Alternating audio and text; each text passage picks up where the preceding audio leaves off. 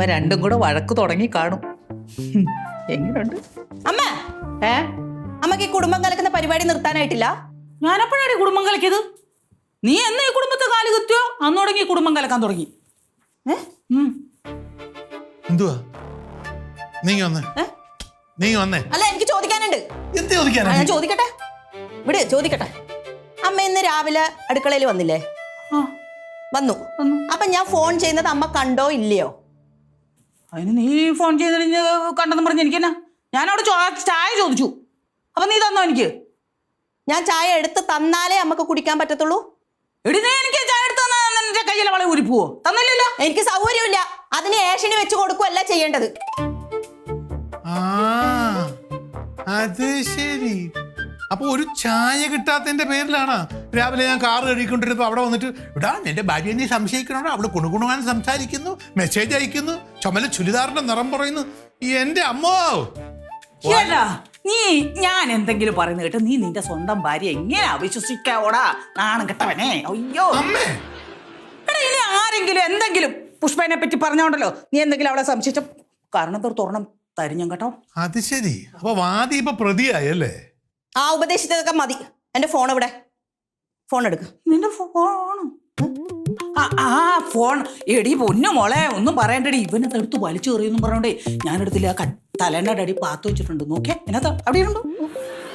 അവനോട് തെറിഞ്ഞു പൊട്ടിച്ചാലോ? ഭയങ്കരം തന്നെടോ. എന്തോ ഭയങ്കരം? ഈ ശരീരം മുഴുവൻ ബുദ്ധിയാ, എനിക്ക് മനസ്സിലായി. ദേ, ആരെങ്കിലും എന്തെങ്കിലും പറഞ്ഞെന്നും പറഞ്ഞ് ആ പെണ്ണും പെണ്ണിനെ സംശയിക്കല് കേട്ടോ. എന്നാലും എന്റെ പ്രകാശ, അവിടെ മേലൊരു കണ്ണ് വേണം. ഞാൻ അവളുടെ ഫോൺ സ്വിച്ച് ഓഫ് ആക്കുന്നതിന് മുമ്പേ അതിനകത്തുനിന്ന് കുറേ കോൾ ഇങ്ങനെ വന്നോണ്ടിരിക്കുക. നീ അവളെ ഒന്ന് ശ്രദ്ധിച്ചോടാ മോനെ. നിന്റെ അമ്മയാ ഞാൻ. അല്ല, ഞാൻ ചോദിക്കാൻ മറന്നുപോയി. ഈ ഫോൺ എങ്ങനെയാ സ്വിച്ച് ഓഫ് ആക്കാൻ പഠിച്ചേ? അതാ കൊച്ചുങ്ങൾ ഇങ്ങനെ എടുത്ത് നിന്റെ ഫോൺ ഇങ്ങനെ സ്വിച്ച് ഓഫ് ആക്കിയപ്പോ ഞാൻ എന്നത് പഠിച്ചു, അത്രേ ഉള്ളൂ. ഇനി എന്റെ ഫോണ് തൊട്ടാ ആ ബേറില് ഞാൻ വിട്ടു. ഞാൻ ഇവരെ മുമ്പ് തന്നെയാ പറഞ്ഞത്. എന്തേ? നിന്റെ ഫോൺ സ്വിച്ച് ഓഫ് ആക്കട്ടെ, എന്റെ ഫോൺ സ്വിച്ച് ഓഫ് ആക്കാലോ എനിക്ക്. അത് വേണം, ആക്കിക്കോ. എനിക്കെന്താ? അല്ല, ഇവന്റെ അടുത്ത് ആക്കാൻ മേലെ എനിക്ക്. നിന്റെ ആക്കാൻ വരുന്നില്ലേ ഉള്ളൂ. ഞാൻ പോയപ്പോ എന്തോ പറഞ്ഞേ? അല്ല, ഞാൻ ഇല്ലാത്തപ്പോ എന്തെങ്കിലും പറയും. എന്താ പറഞ്ഞേ? പറയട്ടെ? പറയട്ടെ. എന്താ? എടാ പ്രകാശ, ഞാൻ ആ ഫോൺ എടുത്തപ്പോഴേ അവളുടെ ഫോണിൽ ഇങ്ങനെ കോളുകൾ കുളുകുളുന്ന്. മോനെ, ആ പൈസ കിട്ടിയായിരുന്നു അമ്മ തരാന്ന് പറഞ്ഞായിരുന്നല്ലോ. തന്നിട്ട് വേണോ മോനെ? തന്നാൽ കൊള്ളാം.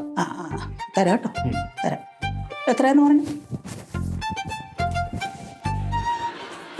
കണ്ടോ? അനുഭവിച്ചോ? അവളെ കൊള്ളൂലടാ. അവളെ കൊള്ളൂല. അവള് ഭയങ്കരിയാ. ഇത് രണ്ടും പറഞ്ഞ അമ്മയാണ്. കൊള്ളാന്ന് പറഞ്ഞത് അമ്മ, കൊള്ളില്ലെന്ന് പറഞ്ഞത് അമ്മ. അമ്മ അതൊരു തീരുമാനത്തിലെത്തി. സാധനം രണ്ടും കൂടെ എന്നെ പൊരിക്കുവാണല്ലോ ദൈവമേ. 1000 രൂപ തരുന്നതിനെ കുറിച്ച് മറ്റു പറഞ്ഞില്ലേ? 1000 തരാടാ നിനക്ക്. 1000 അല്ല തരുന്ന, 2000 തരാം നിനക്ക്. 1000 തരും. മര്യാദക്ക് എന്റെ കൂടെ നിന്നിരുന്നെങ്കിൽ 1000 അല്ല 5000 ഞാൻ തരാന്ന് വിചാരിച്ചാ. ഇനിയില്ല. ഞാൻ കൂടെ അല്ലേ നിന്നേ? അമ്മ തന്നെയല്ലേ തൊലച്ചത്. അമ്മ അവള് വരുന്നത് നോക്കാതെ ഗുണഗുണാന്ന് പറഞ്ഞിട്ട് അവള് കേട്ടോട്ട് വന്നാ. ഞാൻ ഒന്നും പറഞ്ഞില്ല. ഇല്ല, നീ വിളിച്ചോണ്ട് വന്നാ. നീ അവളെ വിളിച്ചോണ്ട് വന്നാ. കരടി അവിടെ നിന്ന്. അല്ലെങ്കിൽ അവൾ ഇങ്ങോട്ട് അധികാരത്തിൽ കയറി വരും. ഓർമ്മക്കുറവുണ്ടാ? ഞാനിവിടെ നിൽക്കുന്ന കണ്ടുകൂടായിരുന്നോ? ഞാൻ വിളിച്ചില്ലല്ലോ. ഞാൻ തിരിഞ്ഞു നോക്കിയല്ലേ അവളെ കാണാൻ പറ്റുള്ളൂ. അമ്മയല്ലേ അവളെ കണ്ടത്? പിന്നെ അമ്മ കണ്ടു. നീ അവളെ പറഞ്ഞു വിട്ടാ, യാതൊരു സംശയമില്ല. എന്തെങ്കിലും കാണിക്കും. ഞാൻ പൈസ ഒന്നും തരില്ല. ഇനി മുളക്കാത്ത കള്ളം പറയാൻ ഞാനൊന്ന് കള്ളം ഒന്ന് പറഞ്ഞു കൊടുക്കൂല്ലേ. എന്തേലും കള്ളോ അമ്മ പറയുന്നറിയണ്ടേ. അമ്മ ഉള്ളതുകൊണ്ട് ഇന്ന് എല്ലാരും ഞം വെച്ചു പോകണം. ഇനി ഇതുപോലെ കള്ളങ്ങൾ പറയണം. കള്ളൻ കള്ളൻ. നീയാരാ കള്ളൻ? കള്ളൻ രണ്ടും കൂടെ തുടങ്ങിയേക്കുവാ.